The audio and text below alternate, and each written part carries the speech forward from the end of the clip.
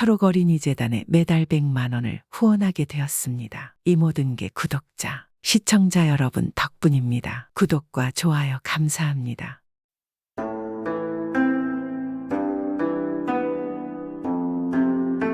옛날 옛적 어느 마을에 돌쇠라는 남자가 살았습니다. 돌쇠는 아버지를 여의고 집이 가난했기에 이런저런 일을 하면서 살림을 꾸려갔습니다.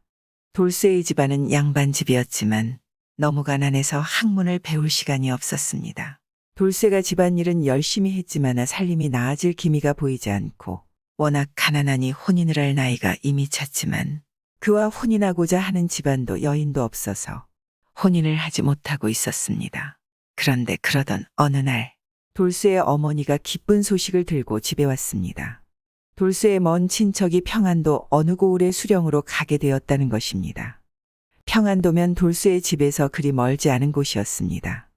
얘야 돌쇠야, 그렇게 혼인도 못하고 계속 집에만 있지 말고 평안도에 이번에 수령이 되신 당숙 어른을 찾아뵙고 혼례 비용이라도 좀 얻어오려무나? 그럴게요. 알겠습니다. 제가 한번 가보겠습니다. 돌쇠는 뭔가 아쉬운 소리를 하러 가는데 마음에 들지 않았으나 어머니께서 그리 말씀을 하시니 하염없이 걷고 또 걸어서 평안도 어느 마을에 이르렀습니다. 바로 친척 어른이 사또가 된 곳이었습니다. 관아 앞에 서니 문지기가 물었습니다. 저리 가라. 여기가 어디라고 들어오려 그래. 뭐 용건이 있어. 돌쇠는 제대로 말도 못해보고 문지기에게 쫓겨나 버렸습니다. 이게 맞는 것인가? 내 혼례 비용을 왜 여기까지 와서 얻어야 되는 거지? 돌쇠가 투덜대는데 그때였습니다. 때마침 아름답게 옷을 빼입은 기녀 하나가 앞을 지나다가 걸음을 멈추고 서서 돌쇠를 자세히 살펴보더니 처음 뵙는 도련님이시네요. 어디서 오셨어요? 그러니 돌쇠가 여인을 제대로 보지도 못하고 우물쭈물하며 말했습니다. 제가 사는 마을은 여기서 한 십리 떨어지는 곳인데 여기 사또께서 우리 당숙 어른이시라 혼례 비용을 좀 얻어보고자 이렇게 찾아왔습니다. 돌쇠가 몹시 떨어하며 그렇게 이야기를 하니 이 기녀가 다 듣고 웃으며 돌쇠의 얼굴을 자세히 훑어보았습니다. 그리고 이어 말했습니다. 도련님 꼭 저희 집에서 묵도록 하세요. 알겠소. 그렇게 하겠소. 돌쇠는 얼떨결에 그러겠다고 대답을 하였습니다. 그러다가 돌쇠가 퍼뜩 정신을 차렸습니다. 내가 이러고 있을 때가 아니지. 그래도 어머니께서 시킨 일은 하고 가야지. 에이 모르겠다. 돌쇠는 불만을 가슴속 깊이 걷어두고 다시 한 번 할 말을 머릿속으로 잘 정리해서 관아 앞으로 갔습니다. 왜 또 왔어? 가라고 문지기가 그렇게 말하니 돌쇠가 대답했습니다. 아까는 내가 당황해서 제대로 말을 못했는데 우리 친척 당숙 어른이 이번에 여기 사또로 새로 오신 김아무개 되십니다. 만나 뵈러 왔으니 좀 들여보내 주시지요.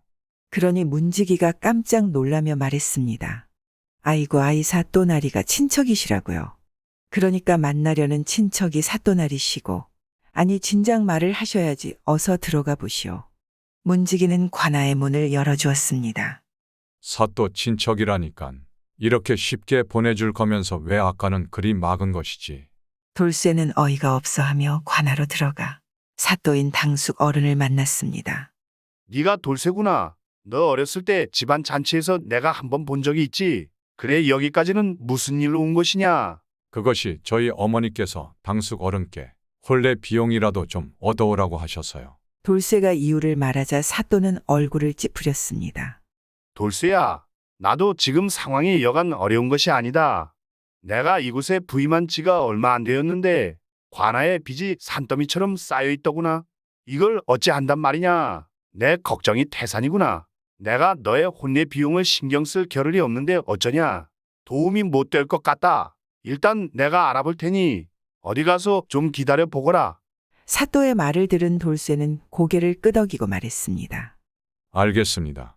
당숙님 말대로 기다려 보겠습니다. 돌쇠는 그렇게 말하고는 관아의 문을 나섰습니다. 아무래도 어려우려나 그냥 집에 돌아가야 하나. 돌쇠는 고민을 하던 도중에 순간 아까 만났던 기녀의 얼굴이 떠올랐습니다. 그리하여 돌쇠는 약속대로 곧장 기녀의 집을 찾아갔습니다. 그러니 기녀가 반갑게 돌쇠를 맞이하고는 여종아 나에게 저녁밥을 정갈하게 차려 올리게 했습니다. 그리고는 돌쇠를 잘 대접해 주었습니다. 그러다가 문득 이 기녀가 말했습니다. 도련님, 우리 고을 사또는 고을 재정이 넉넉하지만 사또 자체가 사람 됨됨이가 통이 아주 작아서 아무리 가까운 친척간이라 해도 도련님의 혼례 비용을 보태줄 리가 없을 것이라고 제가 생각을 하였답니다. 그대 말이 맞소. 안 그래도 나도 비용을 받을 수 없어 것 같다는 생각을 하던 참이요. 그러자 기녀가 돌쇠를 보며 도련님, 제가 보기에 도련님의 기골이장대하며 시원시원한 관상이 훗날 아주 크게 출세하실 상이랍니다. 그러니 굳이 남에게 구걸할 필요가 뭐 있겠어요. 그러지 말고 제가 그동안 모아둔 은하 500냥이 있으니 이걸 가져가세요. 그리고 관아에는 다시 가지 마시고 그냥 이 돈을 가지고 곧장 돌아가시면 됩니다. 그러니 돌쇠가 놀라하며 말했습니다. 아니 큰돈을 어찌하여 나를 준단 말입니까? 그리고 당숙 어른께서도 그래도 알아봐 주신다고는 하셨으니까 내가 기다리는 것이 그래도 도리지 않겠소. 내가 그리 가볍게 행동한다면 당숙 어른에게 질책을 받을 것이오. 그러니 기녀가 다시 웃으며 돈을 내어줄 생각이 있었다면 즉시 내어주었을 것입니다. 도련님이 이곳에서 오래 기다리며 머물러 보아야 안 좋은 눈치나 잔뜩 받을 뿐입니다. 돌아갈 때는 고작 몇 푼 안 되는 노잣돈이나 받으실 텐데 그 정도 돈으로 무슨 큰일을 하시겠어요. 여기서 곧장 이 돈을 받아서 댁으로 가시는 게 나아요. 그렇게 3일이 지난 밤 기녀가 행장을 꾸리며 은하 500냥을 꺼내 보자기로 싸기 시작했습니다. 그리고 새벽이 되자 돌쇠를 불러 어서 출발하라 말했습니다. 그러니 돌쇠가 고개를 갸우뚱하며 말했습니다. 어찌 이 큰돈을 진짜로 나에게 준다는 것이오. 돌쇠의 말에 기녀가 돌쇠의 눈을 굽게 바라보며 말씀드렸습니다.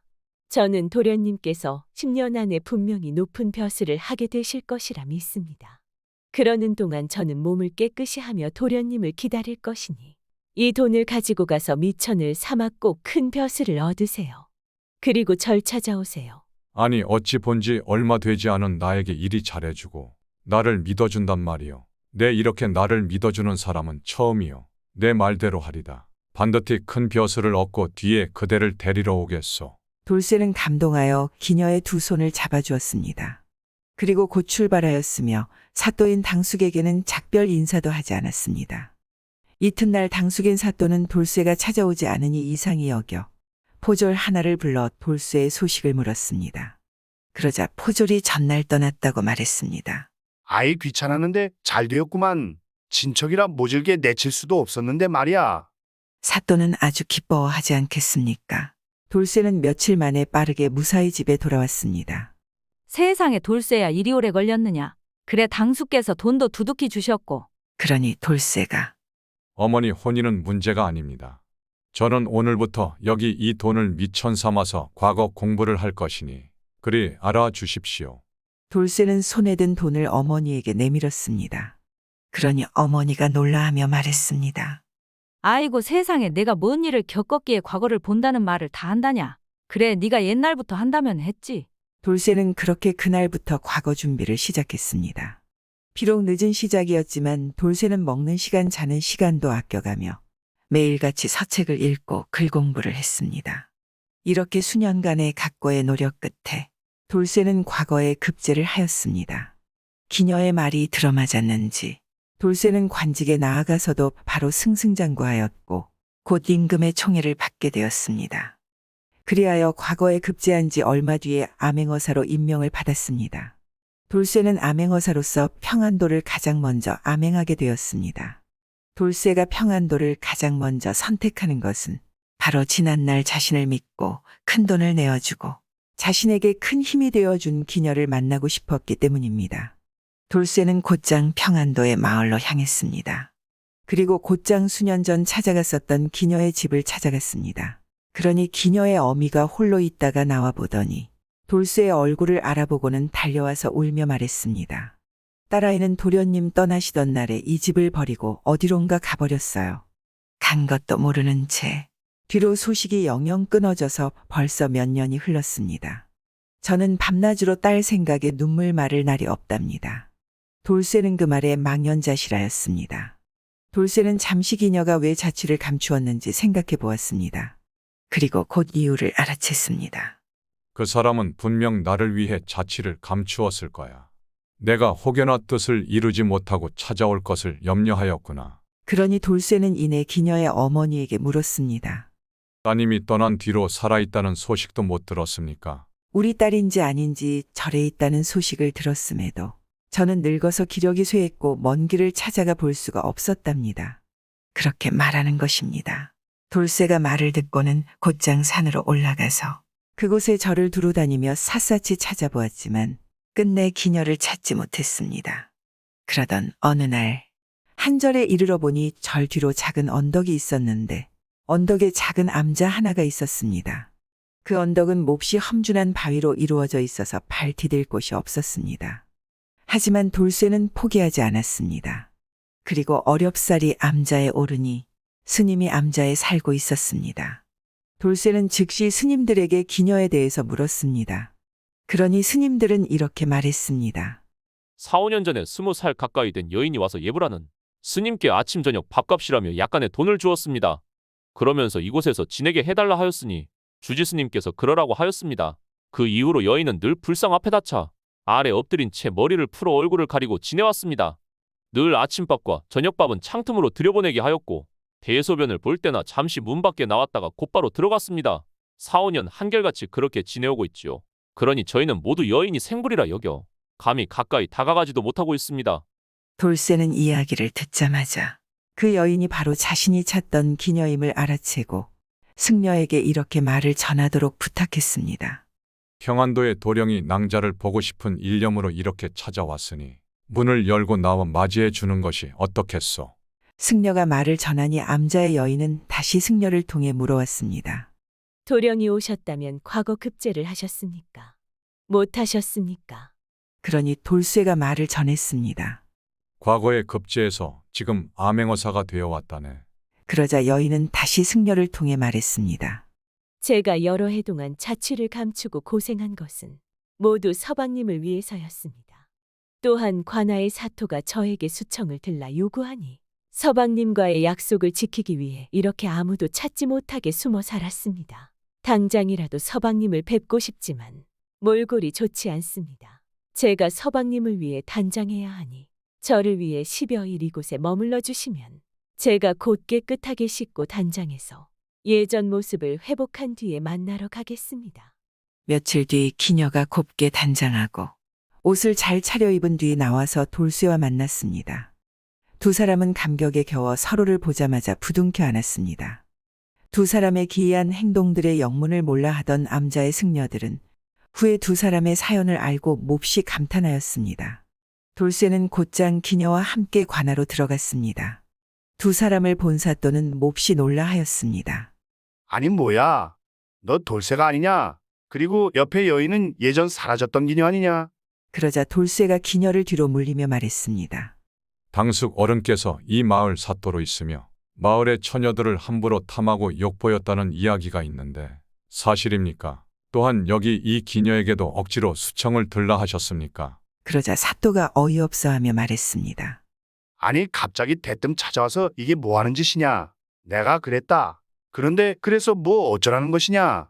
그러자 돌쇠가 품속에서 마패를 꺼내 들었습니다. 사또가 눈을 잔뜩 찌푸리며 돌쇠의 손에 든 마패를 노려보는데 그때였습니다. 암행어사 출두야. 주변에 있던 사령들이 그렇게 외치며 관아로 들어오기 시작했습니다.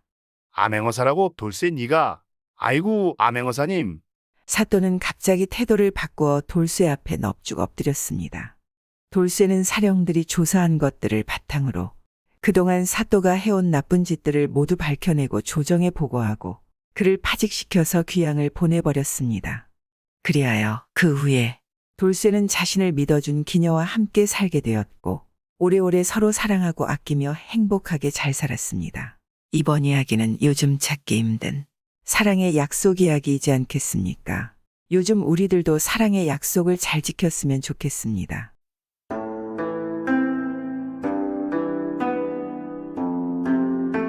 옛날 옛적에 평양에 돌쇠라는 머슴이 살았습니다. 돌쇠의 마을은 일할 것도 먹을 것도 아주 귀했습니다. 그래서 돌쇠와 마을 청년들은 여기저기 일하러 다니곤 했습니다. 그런데 이 마을에 좋은 소식이 들려왔습니다. 평양의 대동강을 건너면 그곳에 일자리가 많이 있다는 것입니다. 새로 성벽을 쌓는다는 말에 많은 사람들이 그곳으로 갔습니다.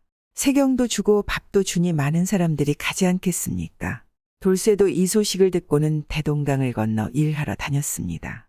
그와 같은 마을에는 일자리를 구하는 청년이 10여 명이 있었으니 이들은 늘 일을 마치면 대동강을 건너 다시 집으로 돌아왔습니다. 늘 배를 타고 그렇게 하다 보니 이 돌쇠와 친구들은 배를 부리는 데에 익숙하여 배주인은 이들에게 배만 빌려주고 자신은 굳이 하지 않았습니다. 돌쇠와 청년들은 어지간한 물살은 겁내지도 않았습니다. 그렇게 돌쇠와 청년들은 배를 타고 대동강을 건너고 있었는데 어느 날이었습니다. 한바탕 큰 바람이 일더니 물살이 이전과는 다르게 무지막지하게 거세졌습니다. 배를 몰던 돌쇠가 청년들에게 소리를 쳤습니다. 노를 저어라. 빨리 노를 저어. 안 그러면 물살에 빨려간다. 그런데 물살이 너무 강했기 때문에 어찌할 수가 없었습니다. 아니 물살이 거세서 노가 안 저어진다고 큰일이다. 모두들 배를 꽉 잡고 있어라. 돌쇠와 청년들은 물살에 그대로 떠내려가서 바다까지 나가게 되었습니다. 그리고 바다를 떠돈 지 여러 날 만에 한 섬에 도착하게 되었습니다. 휴 다행이야. 계속 그대로 다녔다가는 우린 모두 물고기 밥이 되었을 거야. 모두들 이상 없는 거지. 물에 빠진 사람은 없지. 그렇게 돌쇠는 청년들을 살피고 한 명 한 명 보았습니다. 다행히도 한 명도 물에 빠져 사라진 사람이 없었습니다. 잘 모르는 섬이었지만 섬에 도착하여 목숨을 건진 것만으로도 돌쇠와 청년들은 다행이라고 생각했습니다. 그렇게 돌쇠와 청년들은 힘을 모아서 배를 밀어서 배를 땅 위에 잘 정박해두고 섬을 살펴보기 시작했습니다.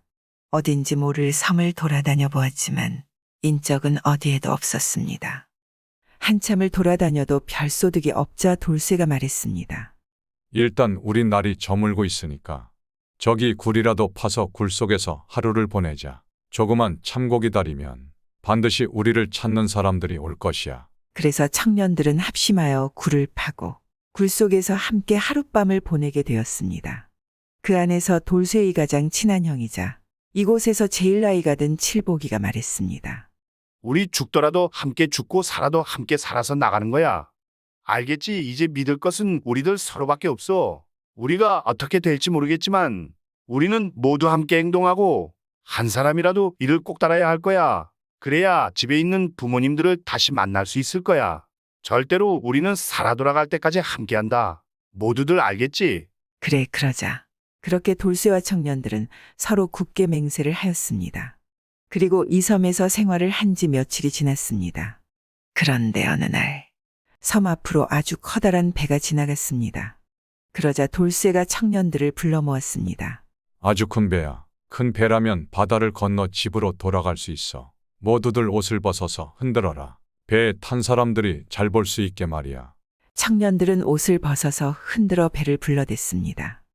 다행히 그런 청년들을 발견한 큰 배는 섬으로 다가왔습니다. 그런데 배에 있는 사람들이 쓰는 말이 달랐습니다.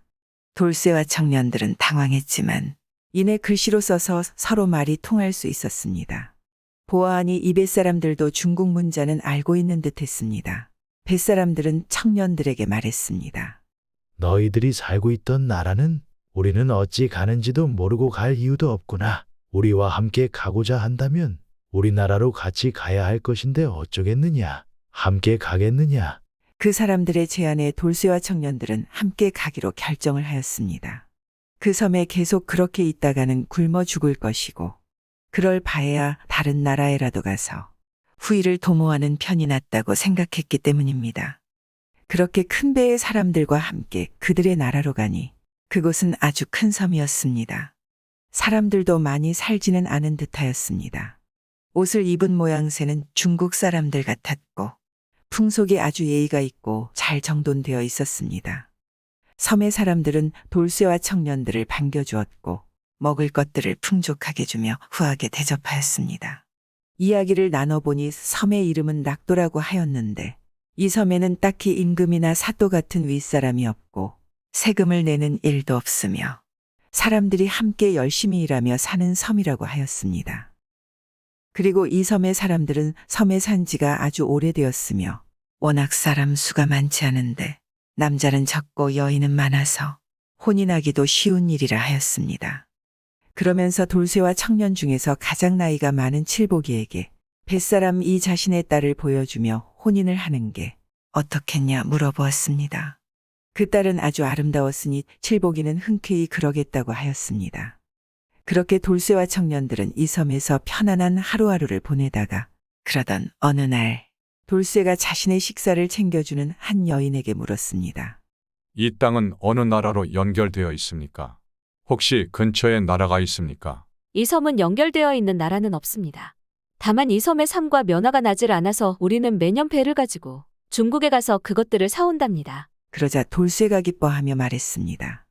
우리나라 조선은 매년 중국에 사신을 보낸답니다. 그러면 우리가 중국에 가서 조선의 사신단과 만날 수만 있다면 우리가 그리운 고향 땅으로 돌아갈 수 있겠습니다. 부디 여기 사람들이 중국에 갈 때 우리도 함께 가도록 허락해 주십시오. 돌쇠의 말에 여인은 밖에 사람들에게 말해보겠다고 하고 밖으로 나가더니 잠시 후에 돌아와서는 일주일 뒤에 떠나면 되겠다고 말하였습니다. 그리하여 돌쇠와 청년들은 드디어 고향으로 돌아갈 수 있을 것이라 생각하며 몹시 기뻐하지 않겠습니까? 드디어 보고픈 우리 가족들을 다시 만날 수 있게 되었구나. 일단 중국에 가는 것이니 아직 기뻐하긴 일러. 중국에 넘어가서 다시 조선 사신단을 기다려야 해. 그래도 이제 우리가 기다린 보람이 있는 것이야. 아마 우리 부모 형제들은 우리가 죽은 줄 알고 얼마나 슬퍼하고 계실까. 그것만 생각하면 잠이 안 왔는데 너무 잘 됐어. 그렇게 돌쇠와 청년들이 흥분을 감추지 못하고 이런저런 이야기를 하고 있는데 모두들 좋아하지는 않았습니다. 이 섬에 있는 동안 여인들과 연분이 생긴 청년들이 있었습니다. 그들은 돌쇠에게 이렇게 말하는 겁니다. 어차피 고향에 간들 여기처럼 행복하게 잘 살 수도 없고 이렇게 아름다운 처자들과 연분을 쌓지도 못하니깐 차라리 이곳에서 사는 게 낫지 않을까. 그러자 돌쇠가 화를 내며 우리가 섬에 떠내려왔을 때 한 약조를 잊은 거냐. 모두 무사히 집으로 가자고 하지 않았더냐. 그런데 지금 와서는 안 된다는 것이냐. 집에 있는 가족들을 생각해 보았느냐. 그러자 청년들은 아무 말도 하지 못했습니다. 그런데 가장 나이가 많은 칠복이의 얼굴빛이 어두웠습니다. 그리고 칠복이는 자리를 떠서 어디론가 가버렸습니다. 칠복이가 간 곳은 자신의 집으로 서둘러 부인을 찾았습니다. 반갑게 맞이하던 부인이 헐레벌떡거리는 칠복이를 보고 서방님 무슨 일이세요? 안 좋은 일이라도 있는 것입니까? 그러자 칠복이가 부인에게 말하는 것입니다. 부인, 우리 일주일 후에 중국 가는 배를 타고 조선에 갈 것입니다. 그곳이 우리 부모와 형제들이 있는 고향이지요. 당신도 당연히 나와 함께 갈 것이지요. 그러자 부인이 잠시 머뭇거리다 칠복이를 보며 저야 당연히 서방님을 따라 가고 싶지만 그렇게는 안 될 일입니다. 칠복이가 의아해하며 말했습니다. 왜 안 된다는 것이요? 제가 당신의 마음에 들지 않는 게요. 아니면 우리 고향에 가면 고생할 것 같아서 그러시오. 그런 것이 아닙니다. 서방님은 재난군인데 제가 마음에 안 들 이유가 없지 않겠습니까? 그리고 서방님과 함께라면 어떤 험한 일도 즐겁게 할 수 있습니다. 그런데 이 섬에는 한 가지 규율이 있습니다. 무슨 규율 말이오? 자세히 말해주구려. 이 섬 여자들은 혼인을 하거나 난 건 이 섬을 떠나서는 안 되는 것입니다. 알다시피 이 섬에는 처자가 많습니다. 그래서 혼기를 놓치고 혼자 늙어가는 난악들도 많지요. 그런데 이 섬을 떠나지 않는 이유는 그렇게 혼사를 치르려고 섬 밖으로 떠난다면 이 섬에는 더 이상 사람들이 살지 않을 것입니다. 그래서 어쩔 수 없이 이 섬의 여자들은 절대 섬 밖으로 떠날 수 없습니다. 그러자 칠복이가 너무 놀라지 않겠습니까? 그리고 부인을 보며 그런 법규가 있었군요. 나도 당신과 함께 이곳에 있고는 싶지만 내가 애들한테 한 말이 있어서 고향에 갈 때까지 모두 한 몸이 되자고 했는데 내가 약조를 어기면 대장부가 할 일은 아니지 않겠소. 서방님, 저는 신경 쓰지 마세요. 대장부가 아녀자 때문에 이곳에 사는 것은 저도 좋지 않습니다. 그리고 빨리 고향에 가서 부모님께 살아있다고 알려야 하지 않을까요? 지금 가족들은 슬픔에 잠겨 아무것도 하지 않을 것입니다. 칠복이는 더 이상 말을 못하고 청년들이 있는 곳으로 갔습니다. 돌쇠는 널기 나간 칠복이를 보았습니다. 돌쇠가 칠복이에게 연유를 물었습니다. 형님 무슨 일이 있는 것입니까? 왜 표정이 안 좋습니까? 고향에 가는데 기쁘지 않겠습니까? 그러자 칠복이가 말했습니다. 나는 여기서 혼인을 하지 않았나. 내 부인은 어쩐단 말이야. 그렇다고 고향에 있는 부모님을 찾아가지 않을 수도 없고 내 부인은 이 섬을 떠나지 않을 것이니 그렇다고 나만 남아있자니 내가 아우들에게 한 약조가 있는데 사내로서 한입 갖다 두말할 수 없지 않겠냐? 그리고 칠복이는 아내가 이 섬을 떠날 수 없다는 이야기를 상세하게 설명했습니다. 그 후 칠복이가 떠날 일주일 동안 칠복이 부인은 성심성의껏 돌봐주었으며 배가 떠날 때에는 음식까지 잘 장만하여 주었습니다. 그리고 드디어 떠나는 날이 왔습니다. 칠복이를 배웅한 부인은 칠복이를 보고 저는 오늘 당신이 보는 앞에서 사라져서 제가 결탄코 다른 남자를 마음에 품지 않을 것을 증명하겠습니다. 부디 서방님 가족들과 만수무강하세요. 그리도 다른 여인을 찾아 꼭 혼인하세요. 부인은 그렇게 말을 남기고 갑자기 바다에 몸을 던졌습니다. 그러니 배에 탄 청년들과 칠복이는 몹시 놀랐으며 칠복이는 이내 눈물을 펑펑 쏟았습니다. 그런 일이 있고 나서 돌쇠와 청년들은 중국으로 갔다가 다행히 얼마 후에 조선에서 건너온 사신단을 만날 수 있었습니다. 그래서 그들과 함께 고향 가는 길에 올랐습니다. 헌데 사랑하는 부인을 잃은 칠복이는 슬픔과 부인에 대한 그리움에 고향 가는 길에 시름시름 앓다가 압록강을 건널 무렵에 결국 가족도 만나보지 못하고 세상을 떠났습니다. 돌쇠를 비롯한 나머지 청년들은 그런 칠복이와 그의 부인의 넋을 기리며 기도해 주었고 그들이 하늘에서 다시 만나 행복하기를 간절히 빌어주었습니다. 그리고 얼마 후에 돌쇠와 청년들은 모두 고향에 잘 돌아가서 그리웠던 부모, 형제들을 다시 만날 수 있었다고 합니다. 그런데 섬에가 있어서인지 돌쇠와 청년들은 아무 병 없이 오래오래 살았습니다. 이번 이야기는 남편을 사랑해서 자신의 모든 것을 희생한 아내와 그것을 잊지 못한 남편의 이야기이지 않겠습니까? 요즘 우리 부부들도 이 부부처럼 상대방에게 헌신한다면 싸울 일이 없지 않겠습니까?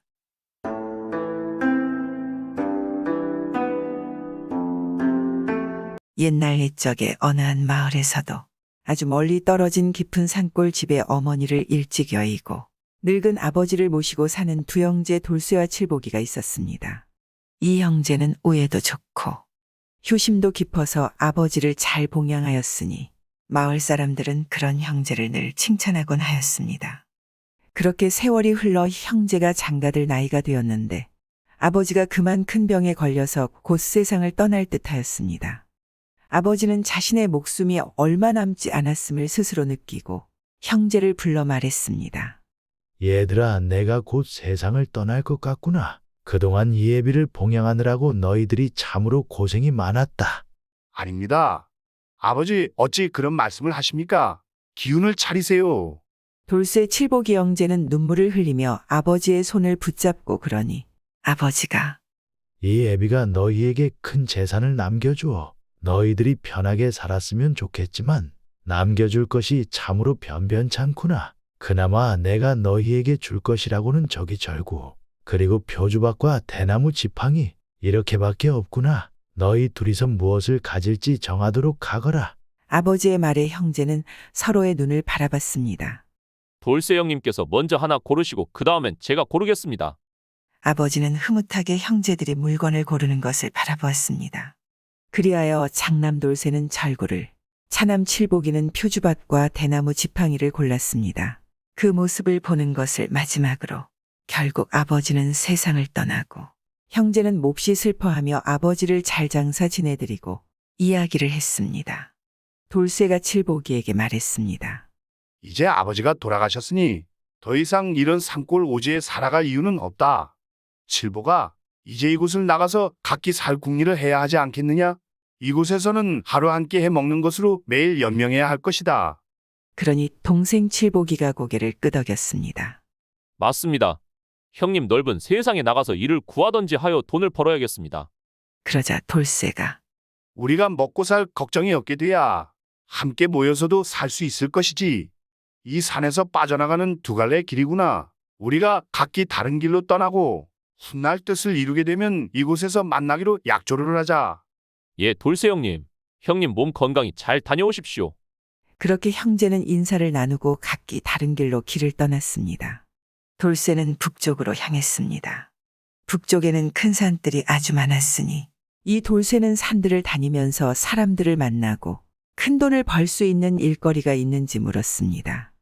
그러자 사람들은 산에서 나는 산삼을 구하여 팔면 큰 돈을 벌 수 있을 것이라 돌쇠에게 말해 주었습니다.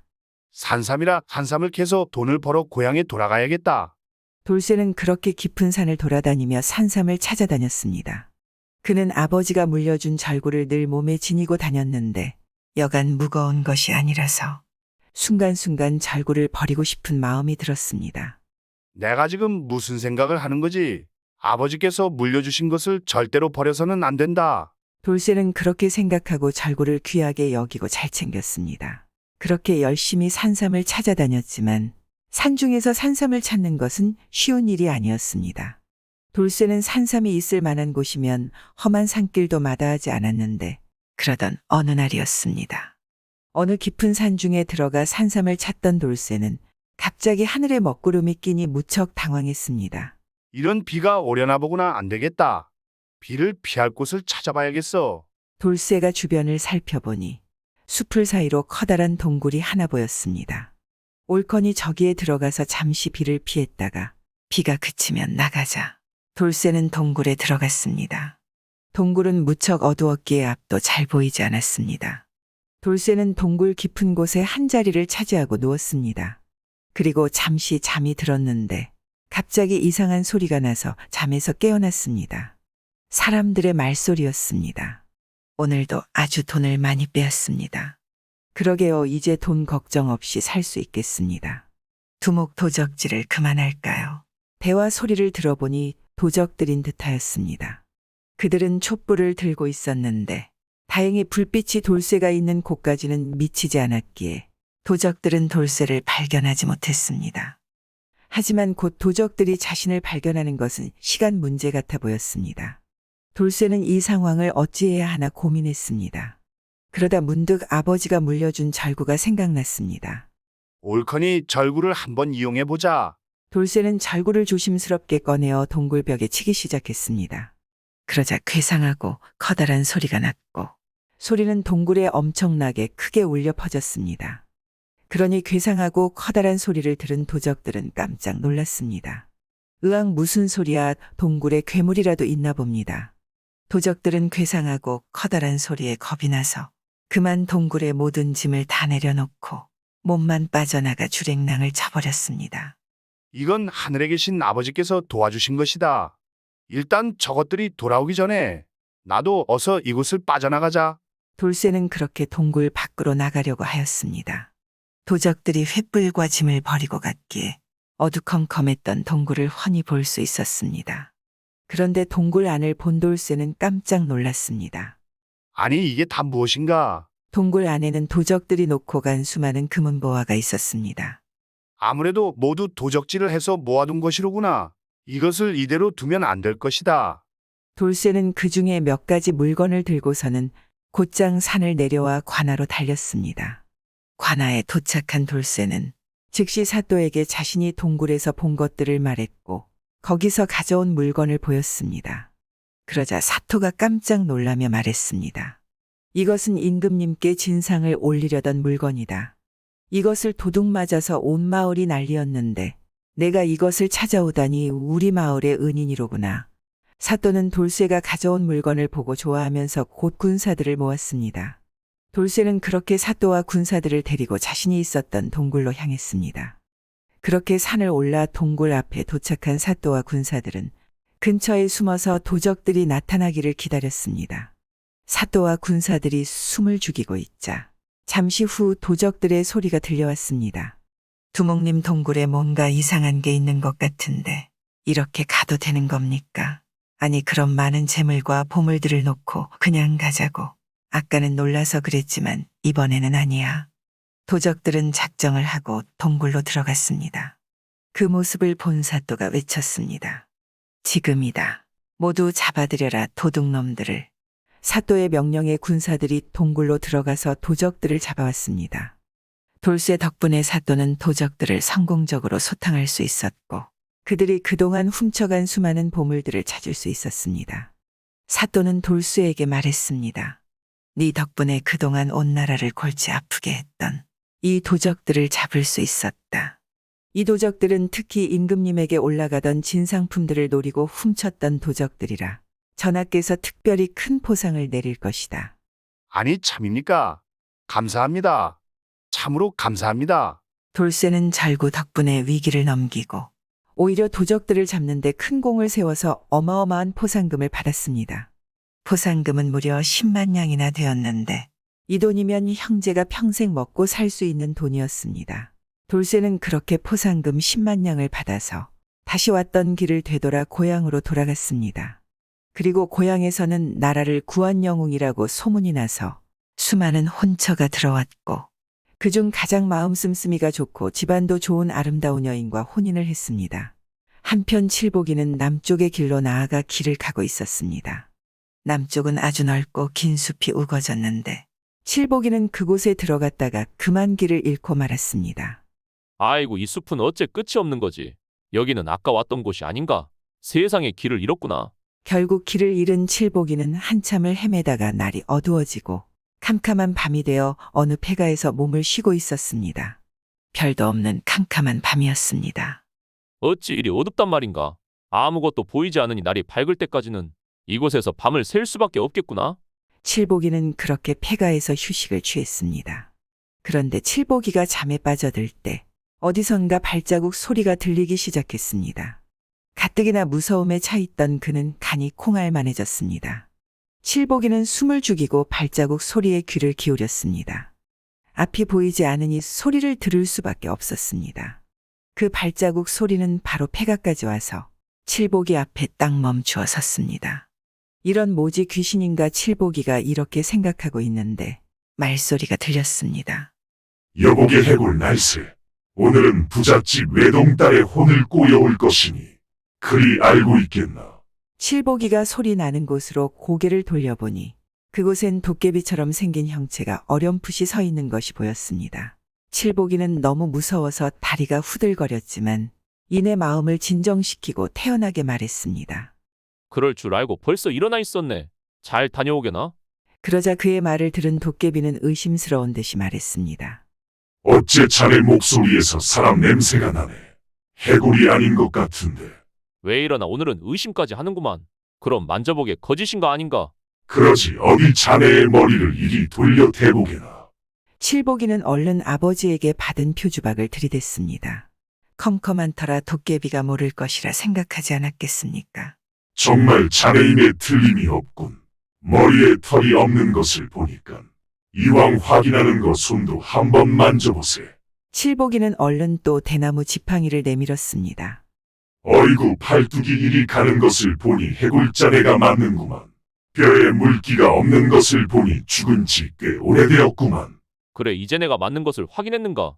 그렇게 도깨비는 정신없이 마을 부잣집으로 향했습니다. 칠복이는 도깨비가 가고 난 뒤에 도망을 칠까 생각을 하였습니다.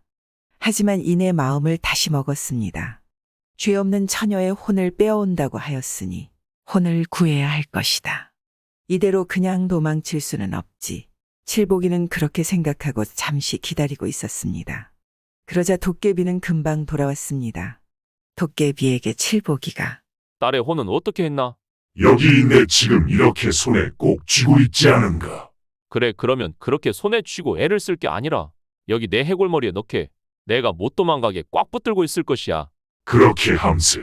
자네 머리라면 혼이 도망갈 리가 없지. 이미 자네는 죽은 몸이니깐. 그러자 칠복이가 포주박을 내밀자 도깨비가 혼을 그곳에 넣었습니다. 칠복이는 빠르게 포주박의 뚜껑을 닫았습니다. 그런데 그때였습니다. 갑자기 새벽 닭이 우는 소리가 들려왔습니다. 아니 벌써 날이 밝아오는구나. 이건 큰일이구만. 나 먼저 가겠네. 내일 밤 다시 찾아오겠네. 도깨비는 허둥지둥 어디론가 사라졌습니다. 그리고 서서히 날이 밝아왔습니다. 칠복이는 도깨비가 사라진 것을 확인하고 밝아진 숲길을 잘 빠져나와 서둘러 마을의 부잣집을 찾아갔습니다. 아침부터 딸이 죽어서 일어나질 않으니 부잣집은 온 집안이 발칵 뒤집히고 울음소리가 요란했습니다. 무슨 일이 있기에 이처럼 서럽게 울고들 계신가요? 칠복이는 모른 척하고 지파인에게 다가가서 물었습니다. 그러자 하인이 말했습니다. 아이 글쎄 세상에 이런 일이 어딨겠어요. 어제 저녁까지 아무렇지도 않았던 주인집 따님께서 갑자기 돌아가셨으니 그런 것이요. 그런 일이라면 내가 한번 살려보지요. 칠복이의 말을 들은 하인은 깜짝 놀라서 주인에게 달려갔습니다. 잠시 후에 부잣집 주인이 나와서 하는 말이 아니, 그게 정말입니까? 그렇다면 돈은 얼마라도 드릴 테니 우리 딸만 살려주십시오. 그럼 한번 해보겠습니다. 칠복이는 그렇게 말하고 딸의 시체가 있는 방으로 들어갔습니다. 그리고 아무도 보지 못하게 한 뒤에 처녀의 곁으로 가서 혼이 담긴 표주박을 처녀의 코에 바짝 대고 포주박 뚜껑을 열었습니다. 그러자 주머니에서 희뿌연 기운이 빠져나와 딸의 코로 들어갔습니다. 그리고 잠시 후 지금까지 누워서 움직이지 않던 딸의 시체가 벌떡 일어나더니 이 딸이 기지개를 켜면서 일어나는 것입니다. 부잣집 딸은 잠에서 깨어나니 옆에 앉아있는 한 남자를 보고 몹시 놀라하였습니다. 여기는 제 방인데 어찌 제 방에 계십니까? 딸이 어리둥절하고 있는데 목소리를 들은 부자 양반이 방으로 들어왔습니다. 아이고, 딸아, 살아났구나. 살아났어? 딸이 다시 살아난 것을 본 부잣집 주인은 기뻐서 어쩔 줄을 몰라 했습니다. 그리곤 이칠복이의 손을 잡고 말했습니다. 고맙소. 이 은혜를 어찌 다 갚을 수가 있겠소? 이것도 무슨 인연인가 보. 그러니 자네만 좋다면 내 사위가 되어주면 좋겠소. 그러자 칠복이는 놀라하며 말했습니다. 저야 그리 할 수 있다면 너무나 좋은 일이겠으나 따님이 괜찮을런지요. 그러자 부자의 딸이 말했습니다. 듣자 하니 당신께서 저희 생명의 은인이시군요. 혼인도 못하고 죽을 저를 살려주셨으니 당연히 낭군님으로 모셔야죠. 그날로 칠복이는 부잣집의 딸을 아내로 맞이하고 집 재산의 반을 물려받아 큰 부자가 되었습니다. 그러니 칠복이는 부인과 함께 형돌쇠를 만나기 위해 다시 고향으로 향했습니다. 그 이후 돌쇠와 칠복이 형제는 우애 좋게 오래오래 잘 살았습니다. 요즘 이런 이야기는 황당하겠지만 부모님에게 자란 효자들은 복을 받는다는 교훈은 잊지 말아야 할 것입니다.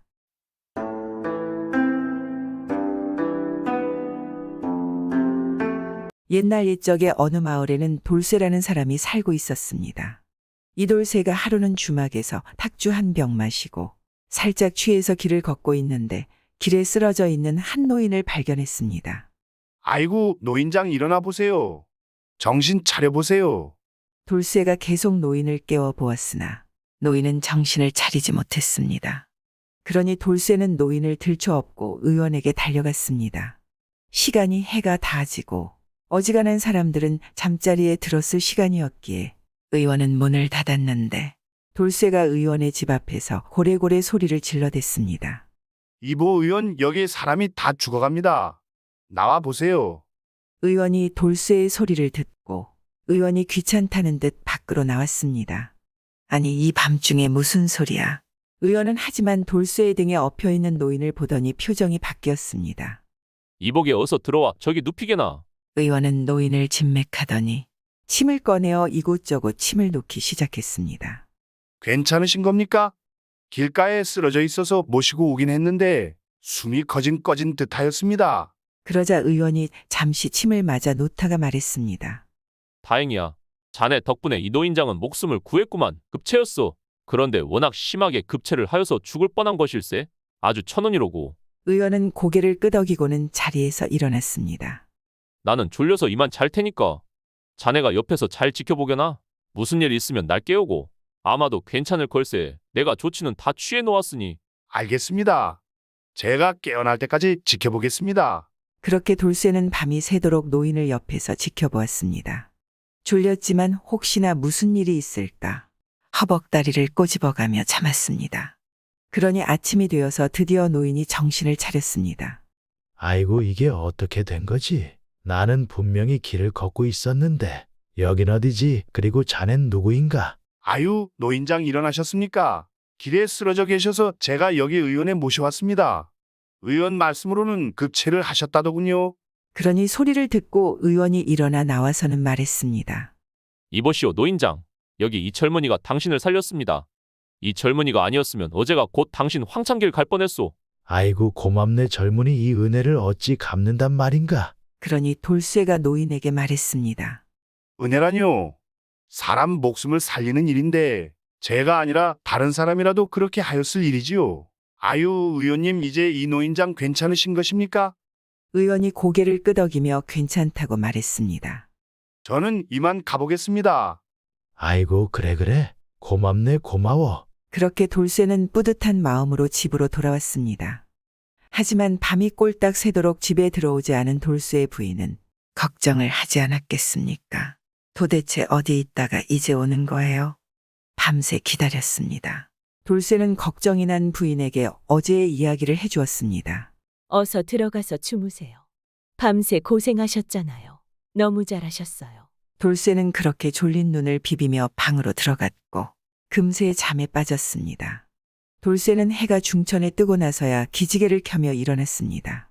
아이고, 시간이 어떻게 되었나? 아주 그냥 오늘은 하루가 다 가는구나. 해가 중천에 뜬 것 같은데 어서 가서 밭에 물이라도 줘야지. 돌쇠가 방을 나서는데 마당에 웬 커다란 가마니가 10수개나 놓여져 있었습니다.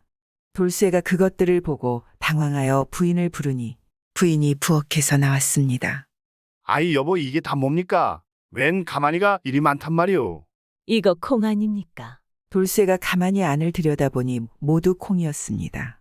그러니 돌쇠의 부인이 말했습니다.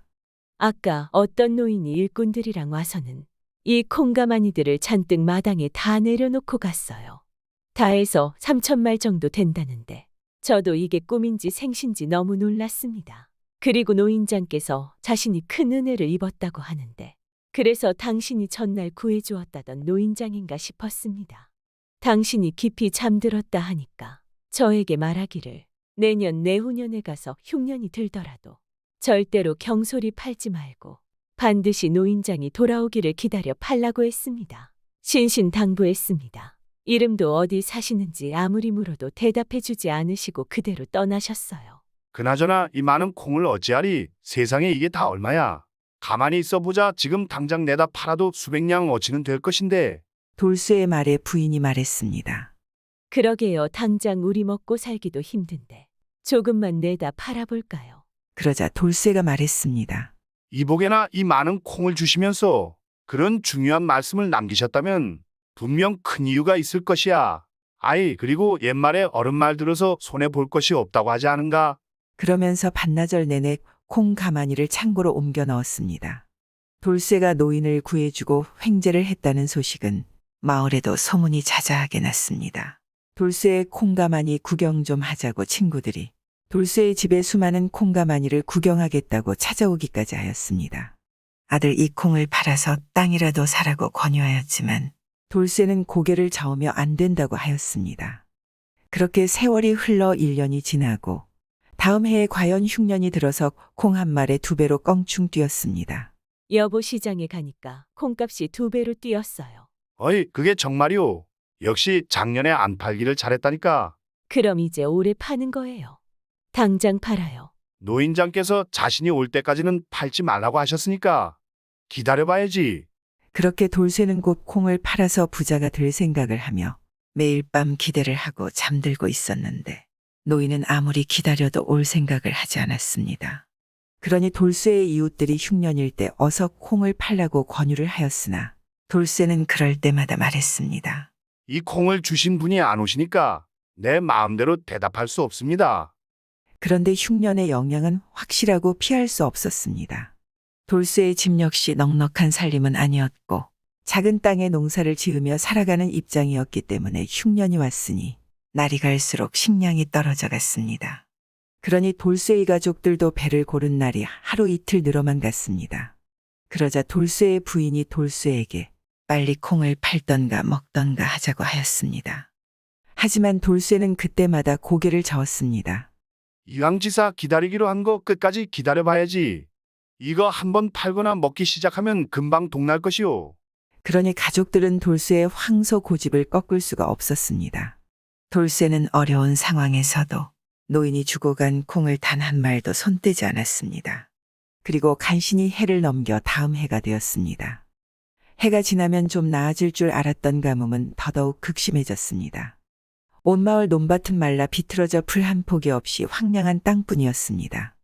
그러니 가족들이며 이웃 사람들이 돌쇠에게 찾아와 콩을 팔 것을 권했습니다. 이러다가 다 굶어 죽어요. 제발 콩을 팝시다, 제발요. 여보, 그럴 수 없소. 노인장이 자신을 기다리라고 하였소. 그럼 기다려야지요. 아이고 세상에 여보, 이러다 다 굶어 죽을 거예요. 무작정 기다렸는데 안 오면 어쩌려고요. 부인이 답답해하니 돌쇠가 또 말했습니다. 기다리기로 한번 마음을 먹었고 콩을 주고 가신 노인장께서도 그리 하라고 하였으니 그런 것이오. 이 정도 가난과 배고픔도 버티지 못한다면 사내 대장부가 무슨 큰일을 해낼 수 있겠소. 나와 노인장의 약속이오. 그렇게 돌쇠는 가족들이 모두 쫄쫄 굶주리며 배고파하는 상황에서도 끝까지 콩을 팔지 않았습니다. 그리고 그 다음 해 다행히 가뭄이 가시고 비가 적당히 잘 내렸으니 논과 밭에 보리 곡식이 구름처럼 펼쳐졌습니다. 하지만 이 곡식들이 다 익으려면 두어 달은 더 있어야만 했습니다. 그런데 2년에 걸친 흉년의 여파는 너무도 심각했습니다. 더 이상 배고픔을 버티지 못하는 마을 사람들이 굶어 병에 걸렸고 익지도 않은 곡식을 먹겠다고 주워 삼켰다가 탈이 나는 사람들까지 있었습니다. 그러니 온 마을 사람들의 마음은 더더욱 타들어갔습니다. 이제 한두어 달만 있으면 풍족하게 수확하여 먹을 수 있는 것인데 남은 두어 달을 버티기가 너무도 힘들었던 것입니다. 이대로는 안 되겠소. 마을 사람들은 그렇게 다 같이 모여서 수중에 돈이며 집문서며 땅문서들을 모아가지고 사방에서 몰려와 돌쇠의 집 앞에서 애원하기 시작했습니다. 이보게 돌쇠, 제발 부탁이네. 우리가 부르는 값에 2배를 쳐줄 테니까 콩을 팔게나. 두어 달만 버티면 우리도 살 수 있는데 두어 달 버틸 식량이 없으니까 이 참으로 환장할 노릇이네. 이게 어디 우리 마을뿐인가 온 마을이 다 마찬가지야. 금방 고래 먹을 것이라고는 자네 집에 있는 콩밖에 없단 말일세. 사정은 딱 하나. 약속한 바가 있어서 안 됩니다. 아시지 않습니까? 돌쇠는 고집을 꺾지 않았습니다. 그러니 보다 못한 돌쇠의 어머니가 말했습니다. 얘야 아들아, 우리도 배고프고 힘들지만 요즘 굶주려 죽는 아이들이 하나둘 생겨나기 시작했단다. 작년까지야 어떻게 근근이들 배고픔을 참고 버텨냈는데 이제는 사람 목숨이 달린 일이 되어버렸다. 너의 약속도 중요하지만 이 사람들의 생명도 중요한 것이 아니더냐. 사람 목숨보다 약속이 중요하더냐. 그러자 돌쇠가 고개를 끄덕였습니다. 알겠습니다. 약속도 중하지만 일단 사람부터 살려야겠습니다. 그리고 그날 온 마을 사람들은 종이에다가 콩 한 대의 값이 100푼이라 쓰고 수백여 명의 사람들이 각기 자신의 이름과 가져가는 콩의 양을 적어서 돌쇠에게 주었습니다. 그러자 마을 사람들이 말했습니다. 고맙네, 자네 결정이 우리를 모두 살린 것이야. 풍년이 될 것이니 올해 수확을 하고 나면 이 콩값을 다들 지불할 수 있을 걸세. 참으로 고맙네, 고마워. 그러더니 사람들은 곧 도끼로 돌쇠의 집 창고 자물쇠를 부수고 콩을 꺼내주기 시작했습니다. 콩값이 워낙 비싸니 다들 적당히 버틸 만큼의 콩만을 가져갔습니다.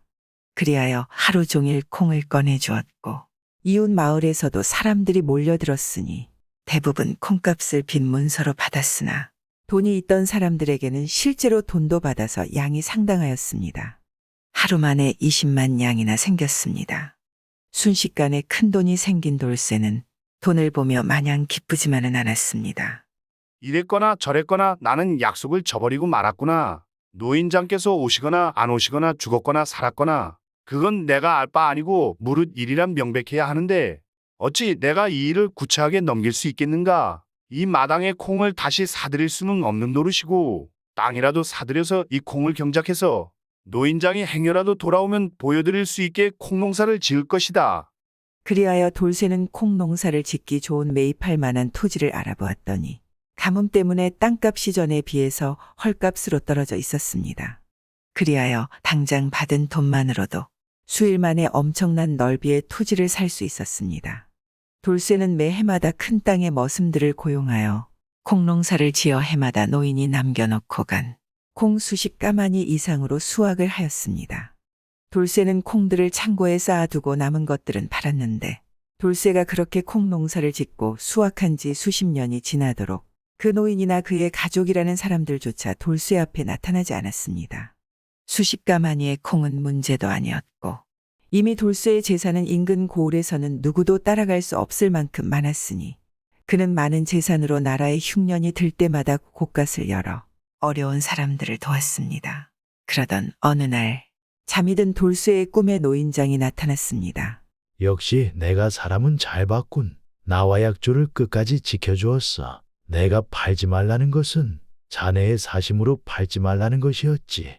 이렇게 어려운 사람들을 구하라고 한 것이야. 내가 준 콩이 자네에게 주었기에 많은 사람을 구했어. 이제 약조는 신경 쓰지 말고 살게나. 돌쇠는 잠에서 깨어나서 하늘을 향해 절을 했습니다.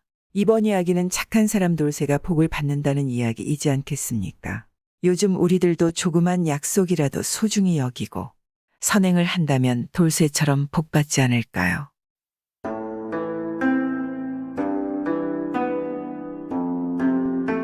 옛날 옛적 어느 산골 마을에는 아주 어여쁜 처녀가 살고 있었습니다.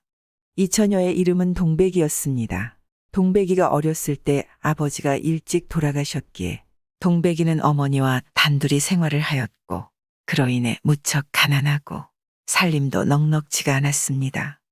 하지만 과부가 된 어머니는 동백이를 정성으로 키웠고 동백이 또한 마음씨가 곱고 성실하였으며 효성이 지극하여 어머니를 잘 따르며 행복하게 살고 있었습니다. 그런데 어느 날 동백이의 어머니가 아프기 시작했습니다.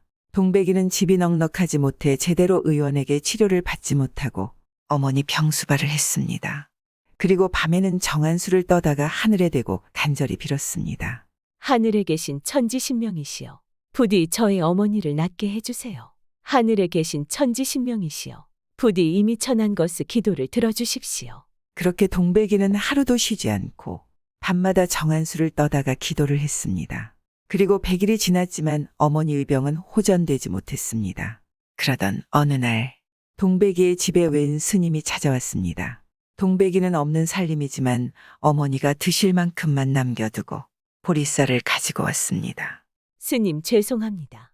집 형편이 넉넉하지 않아 이것밖에 공양을 못합니다. 부디 이거라도 받아주세요. 그러자 스님이 웃으며 말하는 것입니다. 아닙니다. 보살님이 주시니 보리쌀이 어떠한 것보다 크구려. 보아하니 보살님 집에 있는 것을 모두 가져오셨군요. 아닙니다. 저는 아직 젊고이라면 얻을 수 있으니 개념치 마세요. 그러자 스님이 어머니가 누워있는 방을 보며 보살님의 어머니 병이 차도가 없구려. 이대로라면 그리 오래 가지 않을 것입니다. 그 말을 듣자 동백이는 깜짝 놀라지 않았겠습니까? 그래서 스님에게 다급하게 물었습니다. 스님 그 말이 정말입니까? 이대로라면 저희 어머니가 살 수 없는 것입니까? 어떻게 해야 하나요? 살 방도는 없는 건가요? 부디 저희 어머니를 살려주세요. 그러자 스님이 한숨을 쉬며 말하는 것입니다. 한 가지 방법이 있는데 그것은 보살님이 공양을 해야 하는 것입니다. 어떤 공양을 하면 되죠? 비록 형편이 넉넉하지는 못하지만 무엇이든 할 터이니 제발 어머니를 살려주세요. 스님 간절히 부탁드립니다. 그러자 스님이 조심히 입을 열며 보아하니 보살님은 하늘이 정한 사람이요. 비록 사람으로 태어났지만 본디 하늘의 선녀였소. 그래서 하늘에서 보살님을 다시 하늘로 데려갈 것이요. 보살님을 이곳에 보낸 연유는 잘 모르겠지만 이곳에 쓰임이 있으라 그리한 게지요. 공양이라 하면 절말하는 것입니까? 괜찮습니다. 어머니가 쾌차만 하실 수 있다면 무엇이든지 하겠습니다.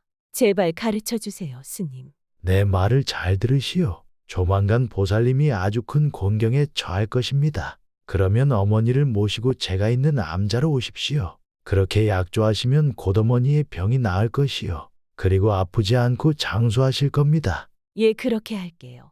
제가 지금 하늘에 약조를 하겠습니다. 부디 어머니를 살려주세요.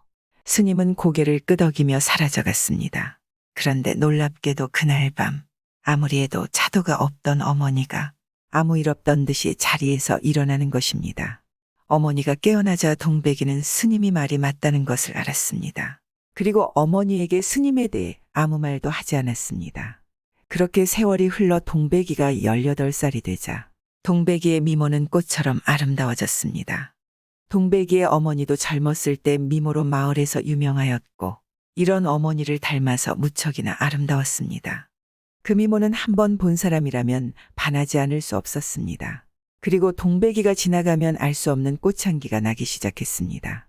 그러니 많은 마을 남자들이 그녀를 마음에 품고 좋아라 하지 않겠습니까? 그런데 이상하게도 돈 있는 양반이나 권세가 있는 사람들도 동백이를 어떻게 할 수가 없었습니다. 막상 동백이에게 청혼을 해서 거절당해도 동백이에게 어떤 의심을 갖는 사람이 없었습니다. 아무리 남봉꾼이거나 시정잡배들도 동백이 앞에서는 꼼짝할 수가 없었습니다. 그래서 온 마을 사람들이 말했습니다. 동백이에게 어떤 안 좋은 마음을 품었다가는 하늘이 벌할 것이다. 그녀를 보기만 해도 일이 좋고 품격이 있으니 어찌 억지로 혼사를 치를 수 있겠는가. 그냥 이 마을에만 있어줘도 정말 좋겠다. 동백이 덕분인지 마을은 이상하게 활력이 났습니다. 그런데 동백이는 항상 부지런히 마을 언덕에 올라서 나무를 깨어서 집으로 가지고 생계를 이어갔습니다. 마을 사람들이 일하지 말고 그냥 있으라고, 돈은 얼마든지 줄 터이니 힘든 일 하지 말고 집에만 있으라고. 그러면 동백이가 말했습니다. 마음만으로 고맙습니다. 제 형편에 누구에게 빚을 지고 갚을 수 없습니다. 지금 하루하루가 감사하며 즐겁습니다. 저한테는 이 일이 없다면 그리 즐겁지 않을 것입니다. 그래서 마을 사람들은 동백이를 아끼지만 더 이상 간섭하지 않고 억지로 도와주려 하지 않았습니다. 그러던 어느 날, 여느 날처럼 동백이가 마을 언덕에 올라서 나무를 모으고 있었습니다. 그런데 말을 타고 그곳을 지나가던 이 마을로 부임한 평양감사가 있었습니다. 이 평양감사는 임금의 배다른 동생으로 궁에서 문제를 많이 일으켜서 이곳으로 좌천당한 것입니다. 왕족은 벼슬을 하지 않고 편안하게 사는 것이 예법이었으나 이 망나니 같은 평양감사는 평양에 어여쁜 아녀자가 많다는 소문을 듣고 온 것입니다. 이 평양감사는 처녀거나 유부녀를 가리지 않고 자신이 마음에 만들면 자신첩으로 끌고 왔습니다. 그런데 동백이의 빼어난 미모와 그윽한 향기가 이 평양감사의 귀에까지 들어왔습니다. 그래서 평양에 오자마자 동백이를 찾아다니다 산속에서 나무를 캐고 있는 동백이를 보았습니다. 과연 소문이 맞구나. 헛소문이 아니었어. 어찌 아녀자가 꽃보다 더 아름다울 수가 있단 말인가. 그리고 어찌 사람의 몸에서 이리 좋은 향기가 난단 말이냐. 필시 하늘에서 내려온 선녀가 아니고서는 이럴 수 없을 거야. 이 평양감사는 보통 다른 남자와 다르게 동백이에게 흑심을 가졌습니다. 이 나라 왕족이면서 임금의 동생이니 뭐든 가지고 싶으면 가질 수 있는 힘이 있지 않았겠습니까? 그래서 동백이를 보고 말을 걸어왔습니다. 나하고 같이 평양으로 가는 게 어떻겠냐? 내가 이 평양의 주인이니 그대의 소원이 무엇이든 이 나라 안에서 내가 다 들어줄 수 있다. 함께 가는 게 어떻겠냐? 이렇게 험한 일 안 하고 평생 호강하며 살 수 있을 것이다. 그러니 동백이가 공손히 대답했습니다. 말씀은 너무나 고맙습니다.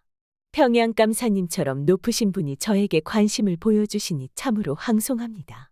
하지만 제게는 너무도 소중한 어머니가 홀로 계시답니다. 그래서 떠날 수가 없습니다. 어찌 홀로 된 어머니를 놔두고 저 혼자 호강하며 살 수 있겠습니까? 동백이가 그렇게 말하면서도 평양감사의 탐욕에 가득 찬 눈을 보고 순간 두려움이 생겼습니다. 하지만 동백이는 마음을 추스리고 침착하게 있었습니다. 그러자 이 평양감사가 잠시 동백이를 훑어보더니 이어 말했습니다. 그렇구나. 그것 아주 기특한 소리군.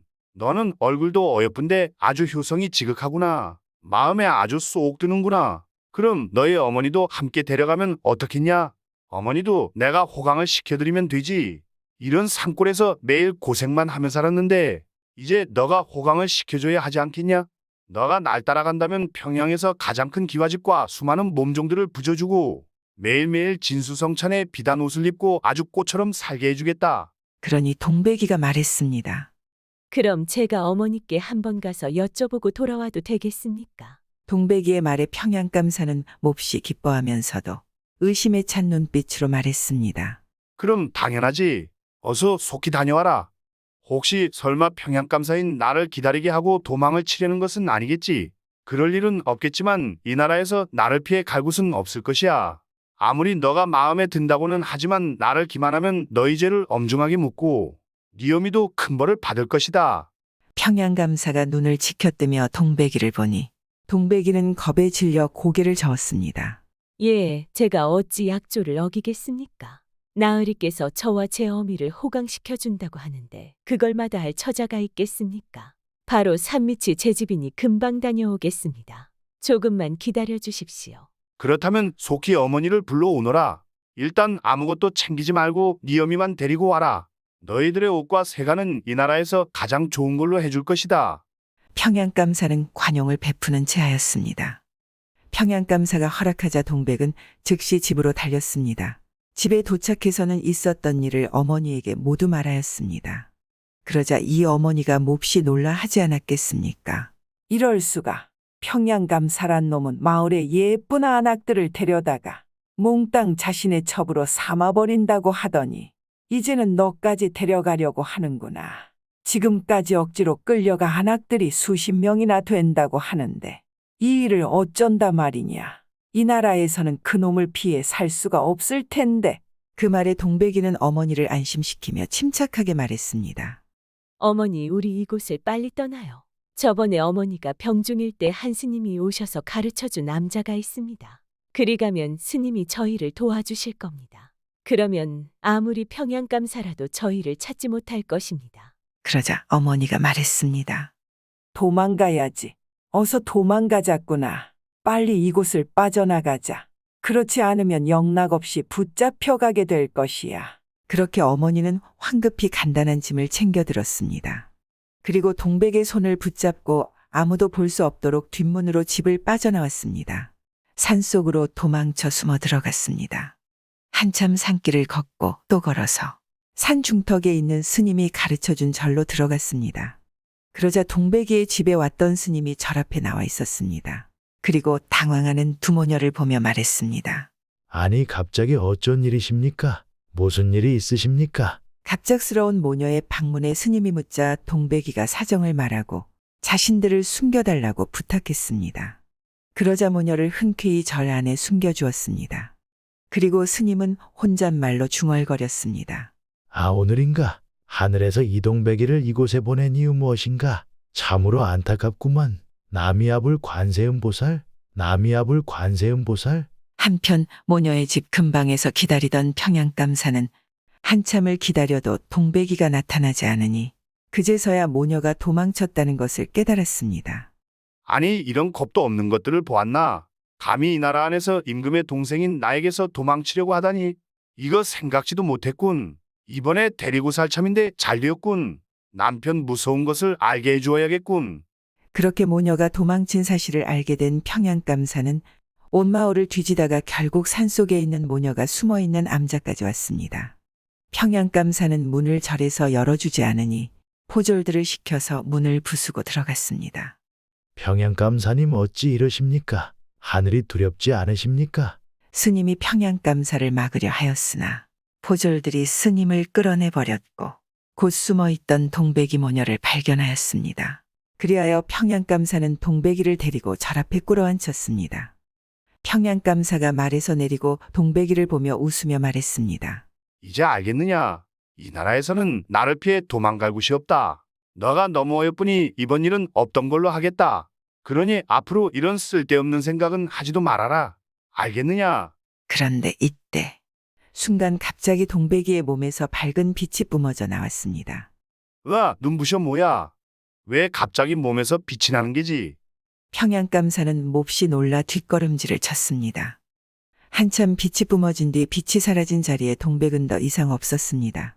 그리고 자리에는 난생 처음 보는 하얀 꽃이 고개를 다소곳이 숙이고 피어 있었습니다. 이에 평양감사는 몹시 놀라 하였으며 하늘이 이러한 일을 벌이것이라는 것을 깨달았습니다. 이럴 수가 하늘이 내 행동을 모두 지켜보고 계시는 건가? 정말 이것이 꿈이 아닌가? 평양감사는 순간 자신이 그동안 했던 모든 과오들이 떠오르며 자신이 저지른 과오가 두려워졌습니다. 그리하여 평양감사는 그제서야 그동안의 자신의 잘못을 뉘우쳤으며 관직을 버리고 모든 속세의 인연을 끊고 머리를 밀고 이 절에 들어와 평생 자신이 과오를 뉘우쳤습니다. 그리고 동백이가 변한 하얀 꽃은 동백꽃이라 부르고 열심히 키웠습니다. 그래서 동백꽃은 꽃말은 청렴과 절제가 되었습니다. 요즘 우리들도 자신의 입만 믿고 약자를 괴롭히는 과오를 저지르곤 합니다. 그런데 그 과오를 진심으로 뉘우치려면 정말 힘들지 않겠습니까? 우리 모두 과오가 있다면 진심으로 반성해야 하지 않을까요? 구독은 공짜입니다.